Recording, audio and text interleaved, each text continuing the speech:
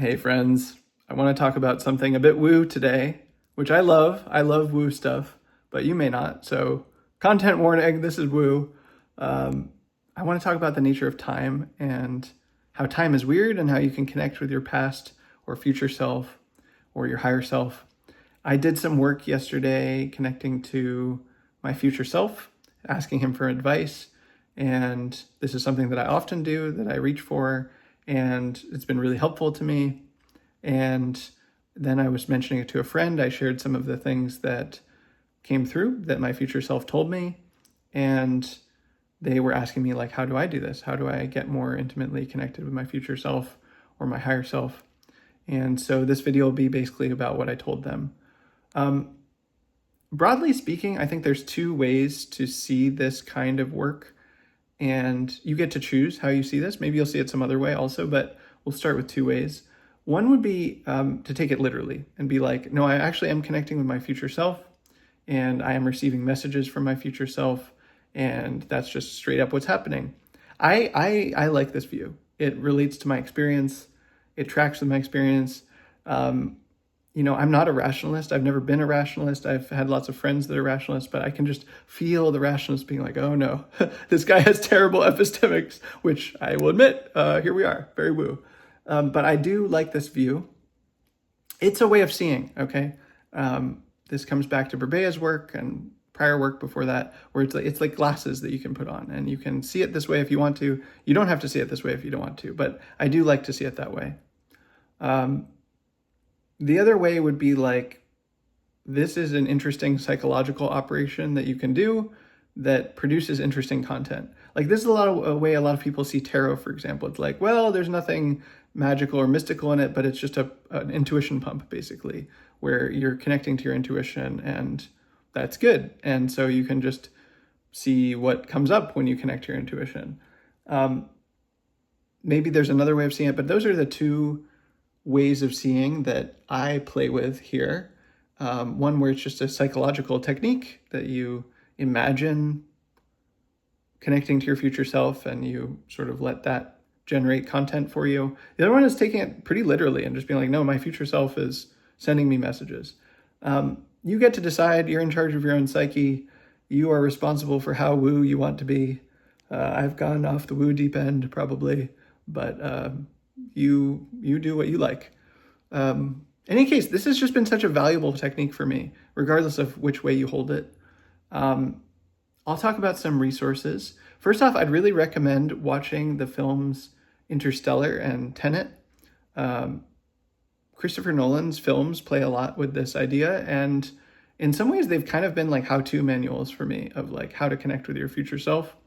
I have this very woo headcanon that Christopher Nolan and Jonathan Nolan and Christopher's wife, who I believe is Emma Thomas or Thompson or something like that, that the three of them are like channeling extra dimensional wisdom and converting it into a form that can be highly accessible to the masses. And so there's, that's just a way of seeing it. It's a headcanon, be playful with it, but I enjoy that. I've talked a lot about this with River, the Wilderness.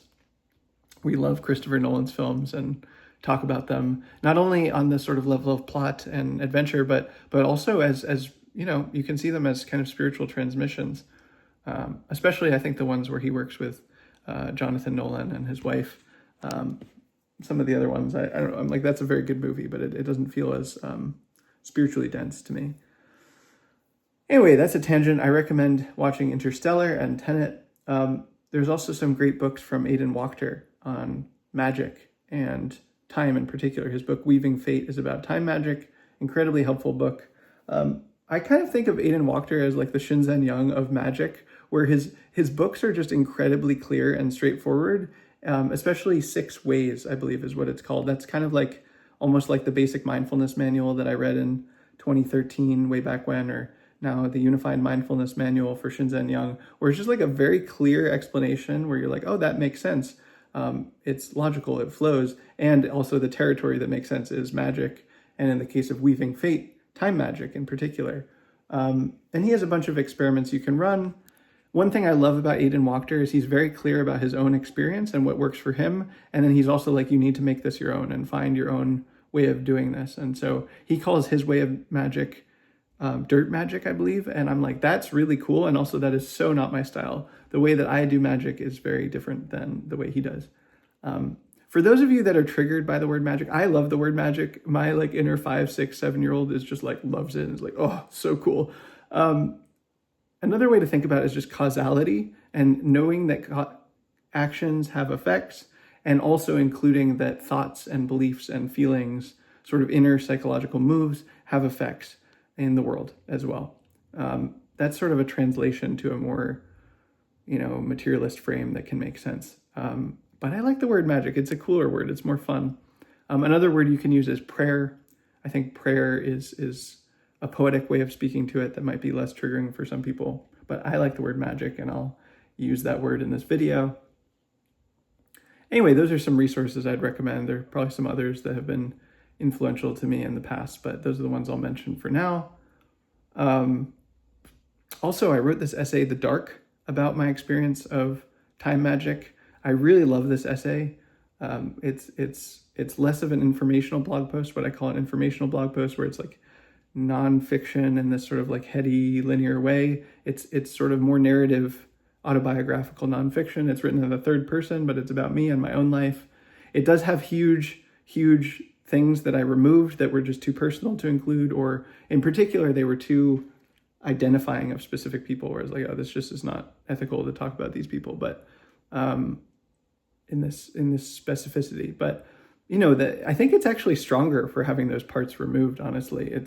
Those other parts were important to me to write down and record, but the piece is compelling and mysterious for that reason. So anyway, if you want to hear about my experience of this stuff, there's The Dark. I also wrote a piece introducing heart space practice that's about hearts being connected across space and time.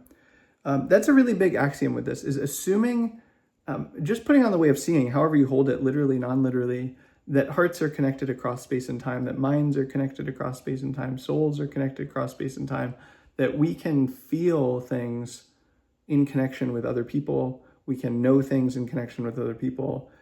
If our eyes and hearts are open, then that information is there to be received.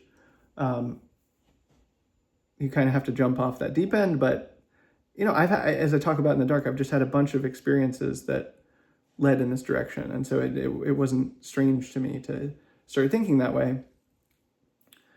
And in particular, there's sort of a phase shift when you shift into, oh, my future self might send me messages, because then you start to look for them, and you can receive them, and you can listen for them, and you can ask for them. You can say, hey, future self, please tell me what to do. Please give me advice here.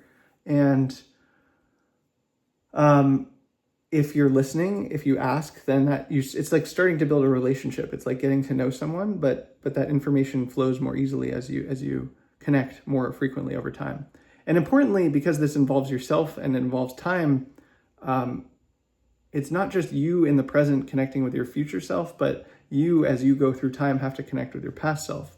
So there's two dimensions here. One is you can already start to connect to your past self. You can imagine yourself as a kid or at pivotal moments in your life, and tell yourself advice. Be like, hey, I see you going through this thing, and just it's going to be okay. I love you. Whatever it is that you need to say, but saying that to your past self and sort of imagining them receiving it, letting that in, that's very powerful, very powerful. The other flip side of it is, and this is where Tenet comes in, is they talk in Tenet about a pincer maneuver, where you just have to kind of feel it, as they say in Tenet, rather than understand it. I'm not going to give you a logical explanation of it, but the point is, you're coming at the same moment of time from two directions, right? And what this means for relating to your future self is, if you in the present ask your future self for advice, you are kind of making a commitment to go back and tell your past self what you receive. And you have to follow through with that. So I've done that, where I asked my past self for my future self for information. And then at a future point in time, when that became clear, I sent it back and sent back information. And it's sort of a promise with yourself across time. I am going to tell myself the information that I receive. And of course, once you receive it, you have already fulfilled the promise in a weird way. Like, you know that you will, but you still have to follow through and actually do it. But yeah, all that said, if you view time as weird, if you view that's really important, seeing that time is not just this linear construct, but finding some way to relate to time as bendy and spiral and twisted and forking or branching, or however makes sense to you, but being like, it just isn't linear. You start to see, oh, this is much more malleable and constructed and fabricated and able to be interacted with than I previously imagined. If you think time is weird, if you are aspiring to connect with your future and past self, then you just start to build that relationship over time, and you start to ask your future self for advice. You start to tell your past self encouragement or advice, or give them loving kindness or whatever it is.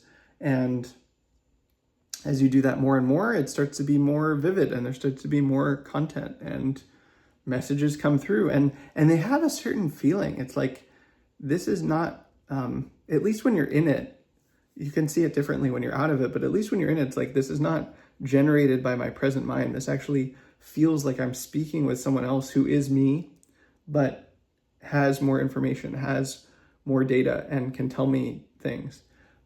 Another way to see it is connecting with your higher self. I actually view these as distinct operations for myself. Someone else might hold it differently, but there's my future self later in life. Like, I like to think about Tashin 60. I'm turning 34 this month. I'm 33 right now. I think about Tashin 60 or Tashin 75 or Tashin 80, where I'm that year of age, and connect with those points in time. And I have this felt sense of the kind of strength and power and wisdom that older version of myself will have and will have earned through decades, and letting that in, receiving that now, even though I'm 33 or 34, quite young compared to him, receiving his wisdom, receiving his love, receiving his power, and developing that relationship. I also like to connect with my future self in a future lifetime where I'm a Buddha. That connects to me having taken Bodhisattva vows, which one way that I see that is having vowed to be a Buddha in a future lifetime. Probably not happening in this lifetime from that view, but assuming that I follow through with this vow, that I will become a Buddha in a future lifetime, and developing a relationship with that being. And then there's the higher self, which is like yourself outside of time almost. It's like the wise core of your soul that knows you, but isn't instantiated in a particular realm or time. And that's also a very intimate, meaningful relationship. A lot of my writing feels like it comes from my higher self, and then I'm just transcribing it in the present moment.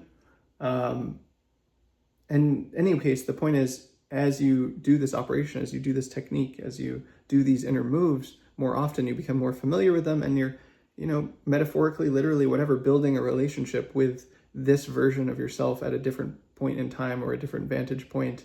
And it starts to become easier and more fluid, and there starts to be more meaning exchanged, and you start to really receive support and guidance and love, and that's just incredibly valuable. And anyway, you can just view this playfully. You can view this as an interesting psychological technique to try. You can take it quite literally.